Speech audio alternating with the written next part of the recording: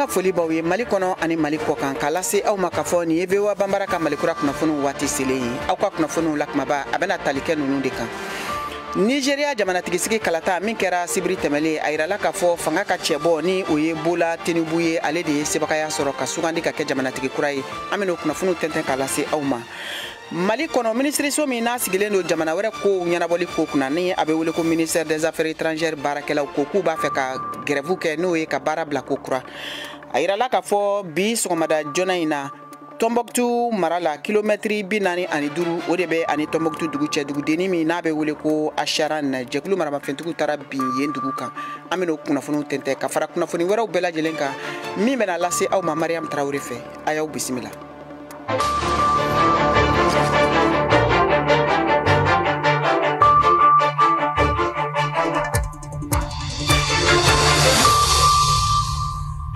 An balimaw an bɛ segin k'aw fo ko kura k'a fɔ aw ye k'aw bɛɛ lajɛlen k'aw bisimila VOA Bambara ka Mali kura kunnafoniw o kɛnɛ kan nɛgɛ ɲɛ 17 tana gosira ni sanga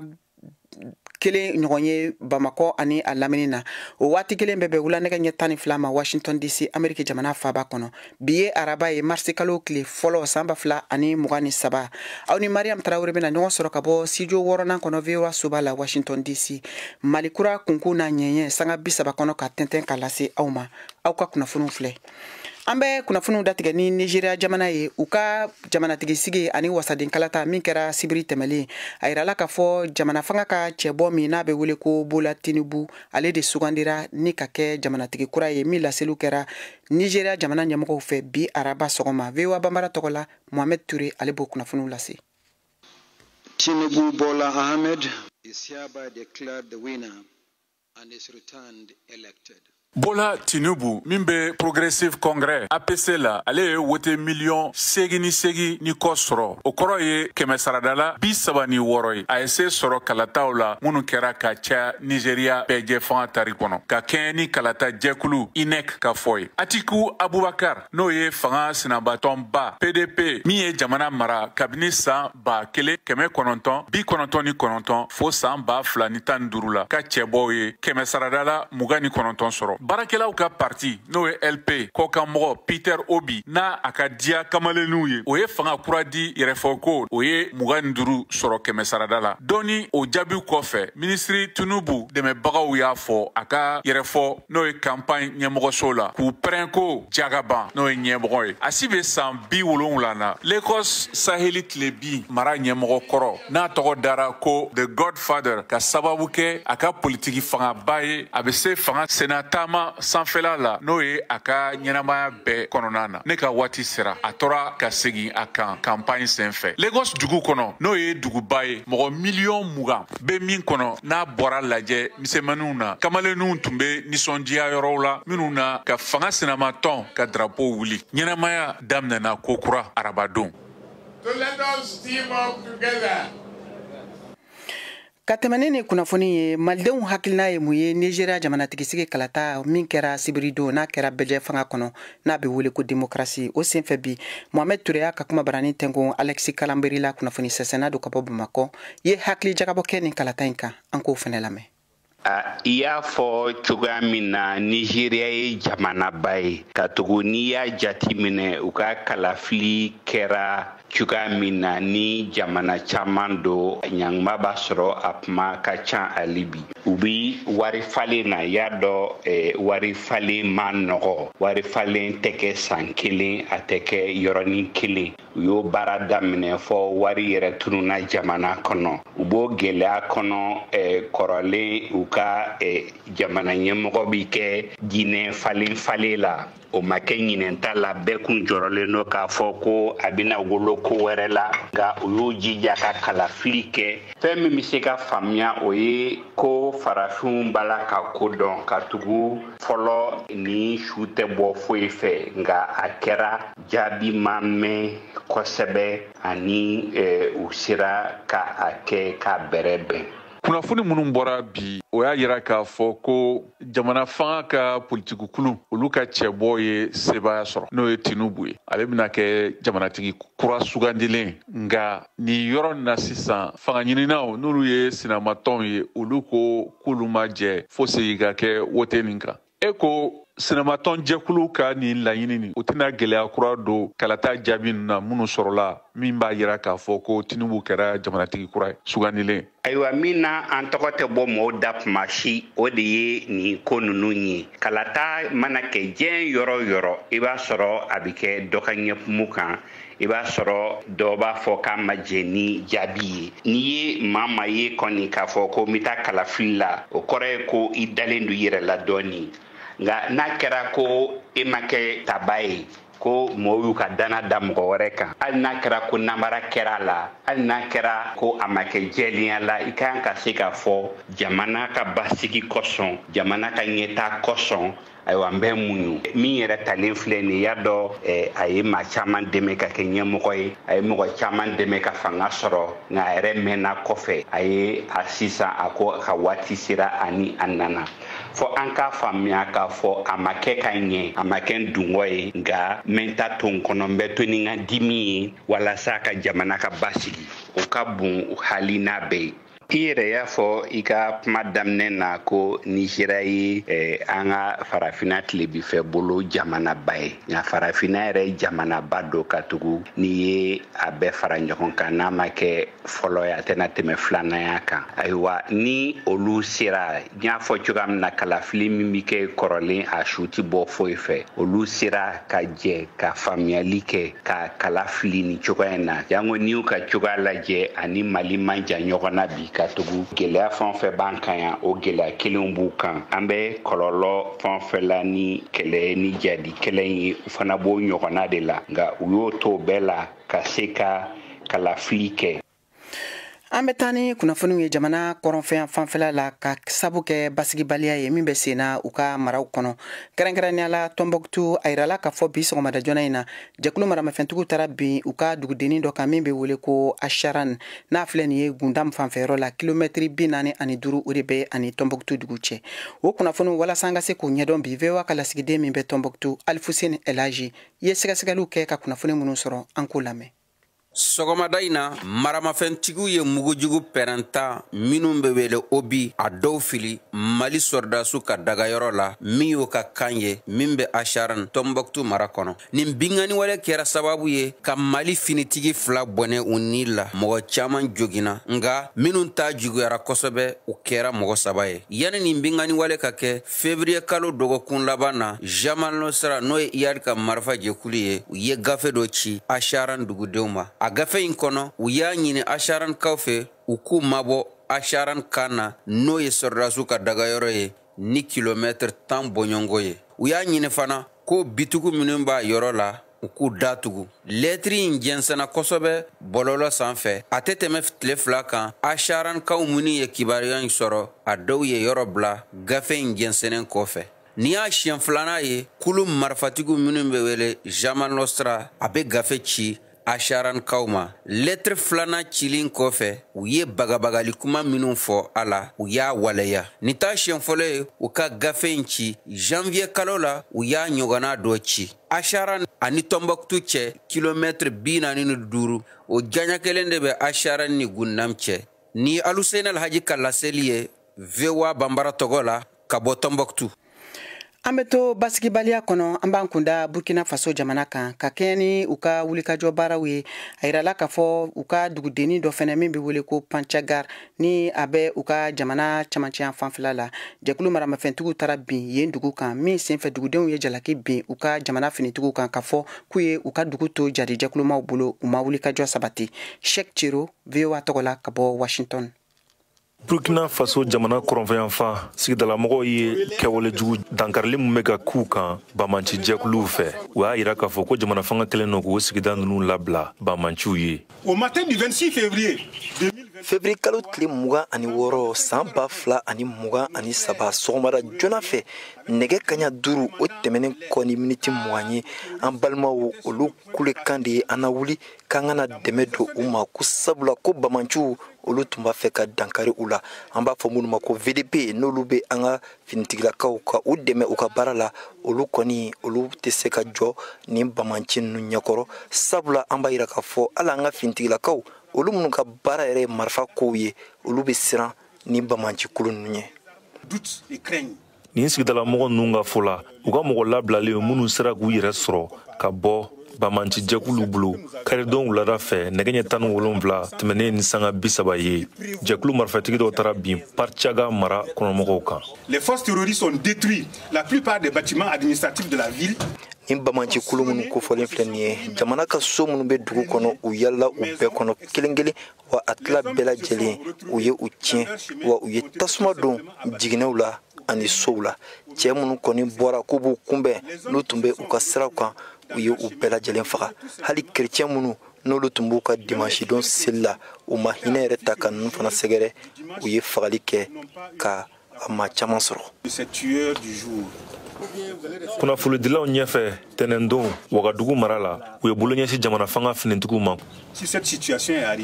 N'i y'a ye k'a fɔ nin tiɲɛni ninnu sera ka kɛ a kun tɛ dɔwɛrɛ ye an ka sɔrɔdasi ɲɛmaw olu de ma jɔ u jɔyɔrɔ la komini dɔw bɛ yen u ye dɛmɛ ɲini nin ye a dɔgɔkun 2 ye foyi ma kɛ wa dugu kuturu dɔw bɛ yen i ka dɔn k'a fɔ a yirala k'a fɔ an ka finitigilakaw u ye o mɔgɔw u y'u ka fɛnw bɛɛ b'u bolo k'u to i ka dɔn k'a fɔ VDP u bolo olu minnu bɛ sɔrɔsiw dɛmɛ k'a sɔrɔ nin VDP minnu filɛ nin ye olu kɔni olu jɔlen tɛ kosɛbɛ marifa baaraw la. Finitigiw kelen n'o ka nin burusi kɔnɔla ninnu labila u kelen na walima n'a sɔrɔ mɔgɔ minnu bɛ fɛ ka wuli ka lakana la sabati u yɛrɛ ye jamanaden dɔw n'a bɛ f'u ma VDP minnu ye marimafɛnw ta k'u ka burusi kɔnɔna dugu ninnu lakana. Nous sommes déçus de nouveaux dirigeants qui ont pourtant donné de l'espoir aux populations. An kɔni an bɛ yɔrɔ min na bi an dusu kasilen don wa an jigila tigɛlen don sabula an ka ɲɛmaw u kɔni u y'u tulo ci an ka weleweledakanw kan an kɔni an jigila tigɛra an ka ɲɛma kura ninnu na sabula u nalen u kɔni u tun ye an jigisigi kumaw fɔ an ye k'a fɔ an ye k'u t'a to bilen ko maa ka sa i n'a fɔ bagan nka bibi na an ka mɔgɔw bɛ ka sa hali maa tɛ k'i kɔfilɛ an na FESPACO min bɛ senna nin ye Wagadugu bi o bɛɛ la filimu dɔ kɔni kɛra an yɛrɛ ka dugu la n'o ye te filimu ɲɛnama ye n'o de ye maaw fara foyi ma bɔ a la an bɛ don min na ko bi su da ale tɛ se ka dɔn wa tiɲɛni min kɛra fana a dama dɔn fɔlɔ. Taratado Burkina jamana fanga y'a lakodɔnniya k'a fɔ ko dankarili dɔ kɛra Parchaga mara la nka u ma farafasiya karasara minnu kɛra. Parchaga est rasé de la carte du Burkina. Est-ce que c'est ce que nous voulons? Parchaga bibi na bɛ se k'a fɔ ale tɛ Burkina Faso dɔ ye bilen sabula ale tɛ yen tuguni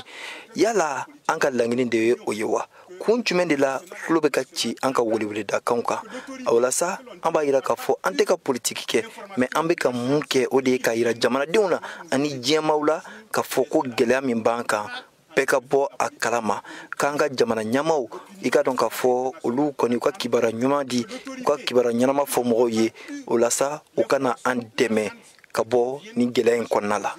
Dans les jours et les heures à venir. Dɔgɔkun tɛmɛnen na jamana fɛntigiw kun y'a lase k'a fɔ ko mɔgɔ 51 de kun fatura dankarili min kɛra ka ɲɛsin jamana finitigiw ma février kalo tile 17 courant fan fɛ dankarili min bonyana ni dankarili bɛɛ ye kabiri kapitɛni Ibrahim Traoré ye fanga ta a ka fanga dafiri sen fɛ septembre kalo laban na san 2022 la. An bɛ segin ka taa Bamakɔ Mali jamana ka ministre min sigilen don ani jamana wɛrɛw ko ɲɛnabɔ kunna n'a bɛ wele ko ministère des affaires étrangères o baarakɛlaw ye laseli kɛ kabiri kunu tarata k'a fɔ k'u bɛna baara bila boloda ko kura mun y'a waleya walasa an ka se k'o ɲɛdɔn VOA ka lasigiden Mohamed Daɲugu ka bɔ Bamakɔ ye sɛgɛsɛgɛliw kɛ ka kunnafoni minnu sɔrɔ a kan o de filɛ nin ye. Ministriso min ɲɛsinen don Mali ani jamana wɛrɛ koɲɛw ma o baarakɛyɔrɔ u ka lafasatɔn olu kɔni kɛlen don ka baara jɔ a kunfɔlɔ o tun bɔra février kalo tile 22 ka taa bila a 28 na bɛɛ ma sɔrɔ mun kɛ kunun tarata u ye baara bila ko kura fo juma nata Baba Kulibali ale min ye lafasatɔn ka kumalasela ye kun jumɛn na baara jɔlen don bakurubaw la an ka alamɛ. An ka statut ni o ye le statut régissant le secteur de la diplomatie. O statut bɛ yen mais statut kɔrɔla de statut tɛ ka département ka potentialité o refléter tuguni donc an y'a demandé de à ce que o relecture ka se ka kɛ donc gouvernement y'a accordé depuis 2017 k'a fɔ ko statut a dan yira donc a ka corriger o de ɲɔgɔn tɛ donc mais fo sisan an ɲɛ b'a la ça peine à se réaliser. Baba Kulibali ka fɔ la ni baarabila min kelen filɛ nin ye a kɛlen don ka i ka dɔn k'a fɔ minisiriso yɛrɛ k'ale baara bɛɛ lajɛlen ka o jɔ nka u ma girin ka baara bila sabula kumaɲɔgɔnya caman kɛra mun na bɛn ma se ka sɔrɔ. Baba Kulibali nin ye an san 1 ani kalo 6 ye ani gouvernement bɛ sigi ka fɔ la nin ko in na ni o y'a ye bɛɛ lajɛlen ma bɔ ko mun kalama fɔlɔ an ye an sigi k'a fɔ pour que an ka bɛn sɔrɔ parce que an ka baara hukumu na n'a y'a jateminɛ ni a fɔra ko diplomate an yɛrɛ ka baara kɛrɛnkɛrɛnnen ye de ka sigi ka fɔ kɛ an yɛrɛ ni jamana wɛrɛw ni ɲɔgɔn cɛ n'a fɔra ko an yɛrɛ ni an ka gouvernement ka sigi ka fɔ i b'a dɔn kɔni tɛna kɛ koba y'an bolo. Baba Kulibali ka fɔ la ni kumaɲɔgɔnyaw u bɛ senna nin ye a san 1 ani kalo 6 ye nka o bɛɛ n'a ta lafasatɔn kɔni ale kɔni sigilen bɛ n'a ye k'a fɔ u ni gouvernement u na bɛnkan sɔrɔ halisa. Baba Kulibali an ma datugu gouvernement ye da yɛlɛnnen don gouvernement ye don o don ni grève tan kɔnɔna na ni an ye sigi ka fɔ kɛ ka bɛn sɔrɔ don o don ni ala ni kira sɔnna ma bɛɛ lajɛlen bɛ bɔ kalama bɛɛ lajɛlen b'o ko mɛn. mun kɔni ye gouvernement ye kabini ni baarabila in daminɛna février kalo tile 22 kana bila bi la o ma sɛbɛnfura bɔ ka yira fɛɛrɛ minnu olu tigɛlen don wa an ye kibaruya minnu sɔrɔ o y'a yira k'a fɔ halisa kumaɲɔgɔnya kɔni o ma dayɛlɛ fana gouvernement ani ni baarayɔrɔ kofɔlen in ale lafasatɔ maaw ni ɲɔgɔn cɛ. Mohamed Daɲo ko VOA Bambara tɔgɔ la ka bɔ Bamakɔ.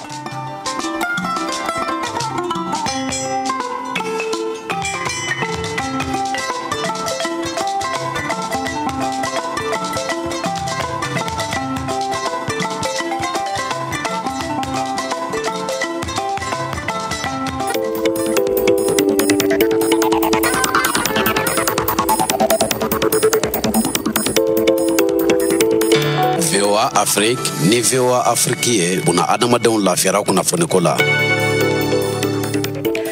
Balimaw ayaw bisimila ali bi kala se aw ma ka fɔ aw bɛ ka VOA Bambara ka malikura kunnafoniw lamɛn waati in na a ka radio fiɲɛ siraw fɛ Bamakɔ lamini ye fiɲɛ turukala 102 o fiɲɛ sira ye Yuwarukaw b'an sɔrɔ radio Dunuya ka 101 ani tomi 2 Koro ni Bayankara aw b'an sɔrɔ radio Orona ka 97 ani tomi 2 Gawo fiɲɛ turukala 106 tomi 1 Tumutu 90 ani tomi 3 Abidjankaw b'an sɔrɔ fiɲɛ turukala 99 kan Wagadugu Burkina Faso aw b'an sɔrɔ fiɲɛ turukala 102 ani tomi 4 kan an ka bɔlɔlɔ sira bɛ www.voabambara.com walima aw bɛ se k'an sɔrɔ fɛnɛ an ka page Facebook YouTube ani Instagram kan VOA Bambara Malikura kunnafoniw a bɛ ka lase Mariam Traoré fɛ ka bɔ studio 6nan na VOA soba kɔnɔ Washington DC aw ka jɛmukan ta ko filanan an bɛ tɛmɛ ni o ye an bɛ taa Kayikaw fɛ yen a yirala k'a fɔ bi sɔgɔmada in na kiiritigɛ dɔ bolodara ka kɛɲɛ ni maaw ye minnu tun kɛlen don ka jɔnya daga ta ka sigi Kayi duguden dɔw da la Isa Bakari Bacili VOA tɔgɔla ka bɔ Kayi ale b'o kunnafoniw lase maaw tun sigilen don ka ni kɔnɔ a mɛnna ni o de ye kiiritigɛ kɛrɛnkɛrɛn o ka sigi ka ɲɛsin mun ye jɔyako lahalaya ma Kayi mara kɔnɔna la dugu olu caman farala maaw ni tora a la maa caman olu joginna procureur général la Amadou Gindo ale b'a jira k'a fɔ sariya b'a ka baara kɛ walasa mun ye nin na a ɲɔgɔnna ko olu bɛ se ka bali jamana in kɔnɔna la cogo min na sariya sugukun don kiiritigɛ in a ka kɛ tilennenya o kɔnɔna la o de ɲininen don bi sariya bulon fɛ Maître Ousmane Bouba Traoré bâtonnier de l'ordre des avocats u ka kiiri tigɛ ladiriya kɔnɔ u kana kiiri tigɛ k'a fɔ k'u bɛ dimi bɔ mɔgɔ la ni mɔgɔ min jo bɛ ko min na u ka o tigi ka jo d'a ma ni mɔgɔ min jo tɛ ko min na o tigi tɛ se ka jo sɔrɔ dɛ parce que min ka gɛlɛn sariya tigɛ la sariya tigɛba n'i nana kuma o kuma k'a fɔ k'i bɛ sariya tigɛ i kan ka sariya tigɛ jɛlenya de kɔnɔ ni sariya tigɛ la jɛlenya kɔnɔ mɔgɔ tɛ kuma o avocat jɔyɔrɔ ka bon kosɛbɛ nin baara in na mun b'a to tiɲɛ o bɛ se ka laban kɛ cogo min na Maître Ousmane Bouba Traoré avocat ka baara fana b'olu dɛmɛ de les avocats b'u hakilina di hali ni o tɛ olu hakilina ye forcément n'u ye avocat ka kuma lamɛn a ka ca ala fɛ o fana bɛ se ka taa yɔrɔ caman sɔrɔ avocat ka kuma la donc n'i y'o bɛɛ ta k'o kɛ ɲɔgɔn kan o bɛ se ka kiiri ɲuman sɔrɔ ale bɛ tila ka jira nin ko in kana dan sariya ko dɔrɔn ma dɛ nka fo ɲɛfɔli de ka kɛ ani sigi ka fɔ ko olu caya mun b'a to malidenw bɛ se ko ka bɛn cogo min na sariya ko dama dɔrɔn tɛ o sariya bɛ se ka dɔ de k'a la mais sariya tɛ se ka ban pewu pewu dɛ min ka gɛlɛn o ye ka se mɔgɔw ma mɔgɔw ka faamu k'a fɔ mali kɔni kɔnɔ an bɛɛ ye maliden de ka mɔgɔw lasigi ka mɔgɔw la faamuya ka mɔgɔw la ka kuma kɛ mɔgɔw fɛ ka kumaw ɲɛfɔ mɔgɔw ye Mali n'a laadaw don Mali n'a taabolo don bon ni maliyɛn bɛɛ donna da kelen fɛ ka bɔ da kelen fɛ a ka ca yɛrɛ fɛ an bɛ ɲɔgɔn faamu quoi. Mun ye ni jɔnya kelen ye Kayi mara la kɛra sababu ye ka gɛlɛyaba don mun ye sigidaw olu yiriwali la i n'a fɔ colonel Musa Sumare ni ale ye Kayi gouverneur ale b'a jira cogo min na. An ka tunkarankew olu jɔyɔrɔba tun bɛ an ka développement ko la nka bibi in na Ala ye jɔnya ko kelen nin gɛlɛya donn'o bɛɛ kɔnɔna na wari minnu tun bɛ na o développement olu tɛ ka na bilen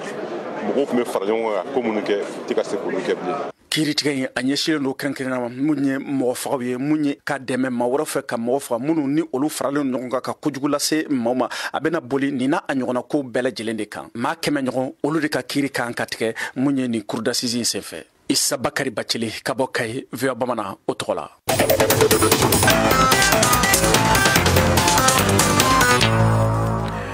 An bɛ taa ni kunnafoniw ye diɲɛ fan wɛrɛ fɛ Tunisie jamana kan a yirala k'a fɔ farafinna subsaharian jamanaden minnu bɛ u ka jamana kɔnɔna la olu caman jamana ɲɛmɔgɔw bɛ k'u ka dugudenw labɛn k'u labɔ jamana kɔnɔ dɔɔni dɔɔni o kɔrɔmasuru kɛra Côte d'Ivoire jamanaden mɔgɔ 50 ye minnu bɛɛ lajɛlen tɔgɔ sɛbɛnnen don k'a fɔ k'u bɛna lasegin Côte d'Ivoire u ka jamanatigi ale ka siya woloma kunnafoni di o tɛmɛlen kɔfɛ Cheikh Tiro ale b'o lase.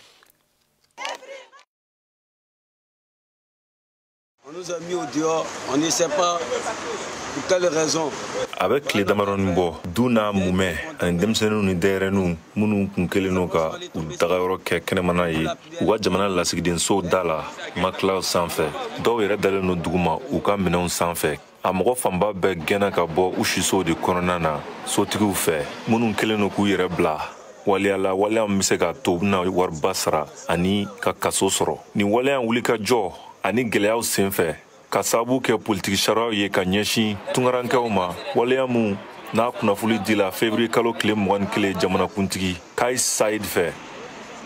kunasini jama kun cayara an bolo kojugu nka kunu an sera ka mɔgɔ 55 minnu cɛla ni muso 4 ani denmisɛnnin minnu si ma caya kosɛbɛ b'u cɛla so sɔrɔ ka d'olu ma y'o kunnafoni lase AFP kunnafoni di sɛbɛn na Côte d'Ivoire jamana lasigiden dɔ Tunisie jamana kɔnɔ mun ma sɔn ka a tɔgɔ fɔ lasigidenso ye soba immeuble dɔ ta mun ni so kurutan ɲɔgɔnna b'a kɔnɔna na u ye mɔgɔ minnu bisimila so minnu kɔnɔna na arabadenw a ye mun fɔ AFP kunnafonidiso ye Guinée jamana mɔgɔ 50 ɲɔgɔnna kɔni ko k'olu bɛ laɲini kɛ ka segin u ka jamana kan Tunisie jamana ka ni waleya in tali kɔfɛ k'u sɛgɛrɛ ka ɲɛsin tunkaranden mun b'u ka jamana kɔnɔ ni sɛbɛn tɛ minnu bolo minnu bɛ pankuru kɔnɔ ka taa Conakry AFP kunnafonidiso ye kunnafoni mun farafasiya bi arabadon ka bɔ Guinée jamana kɔfɛ sira minisiriso ɲɛmaa dɔ fɛ nin y'a dɔgɔkun kelen ye jamanakuntigi Saied y'a yira k'a fɔ ko wulikajɔ dɔ kan ka kɛ teliyala walasa ka tunga doni sɛbɛntanya bali ka ɲɛsin farafinna sahara dugu dɔw ma mun y'a fara kan k'a fɔ k'u ka doni Tunisie jamana kɔnɔ de kɛlen do sababu ye ka kɛwale jugu ni ninjuguya kɛwalew kɛ jɛtikɛ ni mun ye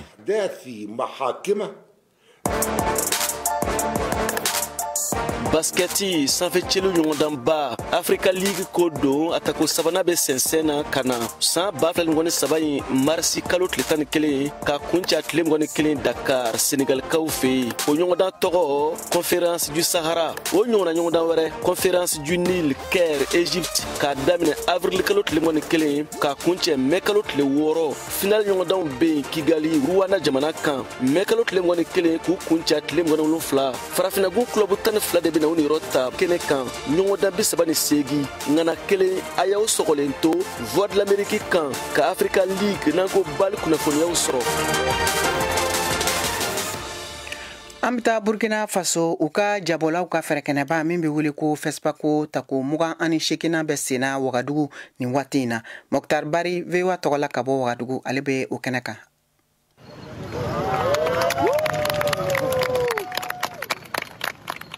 Cheikhumar Sissoko fana y'i tɔgɔla yiri mɔgɔnin sɔrɔ sinimabɔlaŋanaw tɔgɔla siraba kan Wagadugu o kɛra kunkɔrɔtan ani nisɔndiyaba ye Cheikhumar Sissoko yɛrɛ bolo ale mun delila ka étalon d'or du ɲininka ta a ka film ninjugu gima sababuya la sɛbɛnnen de kojugu a yɛrɛ b'a dɔn aw m'a ye wa malidenw bɔra burkinabɛw bɔra maa o maa ye étalon de ɲininka sɔrɔ a ka kan i ka statut ka jɔya mɔgɔ caman ta bɛ yan nka ne ɲɛ bɛ n ta de la bi ne ni malidenw. nin bɛ Seku Umaru Sisoko kɛ Mali jatala filanan ye mun tɔgɔla yiri mɔgɔnin bɛn yan Sulemani Sise kɔfɛ. Mali jatala ŋana Sulemani Sise yɛrɛ mun tun bɛ kɛnɛ kan ale b'a kanbɔ k'a fɔ k'olu tun bala ka nin makɔnɔ kabini waati jan. A ka ca san 3 bi an bɛ miiri b'a la k'a fɔ Seku Umaru ka monument bɛ kɛ waati jumɛn na. N'a fɔra k'a kɛra bi hali n'a kɛra surprise ye ne bolo alhamdulilayi nin diyara n ye ala ka hali bɛ si d'a ma ka barika don a la hali bi ala ka Mali ta ɲɛ ala ka Afiriki ta ɲɛ. Seku Umaru Sisoko ka étalon d'or ɲɛnɛga tali kɔfɛ ni ɲina o san 28 ye Mali ma o jɔnjɔn ɲɔgɔn sɔrɔ bilen Facebook kɛnɛ kan. A ka nin yiri mɔgɔnin jirali o kɛra jijakunba ye Mali sinemanbɔla sifinw bolo i n'a fɔ Salimata Tapili u ka taɲɛ ni baara ye. Et je pense que me se ka nɔnɔ bila ka honorer don dɔ la mais ala b'a dan ten nka ni ala y'a kɛ don min na a bɛ diya n ye n ka kɛ muso fɔlɔ ye Mali la mun fɛnɛ ye talon minɛ kɛ. Seku Umaru Sisoko ka nin yiri mɔgɔnin mun dilanna o ye k'i siri k'i bolo nɔ ye ka bɔ Burkina Faso nka a hakilina o bɔra Mali sinemanso baarada CNCM de yɔrɔ. George Atino ka bɔ Wagadugu VOA Bamara tɔgɔ la. Bi gɛrɛn kɛnɛ kan an taara Sikasokaw fɛ u ka sugu kɔnɔ min bɛ wele ko Medine fɛn min ye u ka da dumunifɛn ye n'a bɛ wele ko silantumu ni dɔw k'a ma ko sintumu nanzarakan na sini a yirala kunnafoniw kɔnɔ k'a fɔ ko a bɛ bana caman furakɛ nka min yɛrɛ ka di Sikasokaw da kosɛbɛ o tuma la an k'u ka kunnafoniw lamɛn u kan.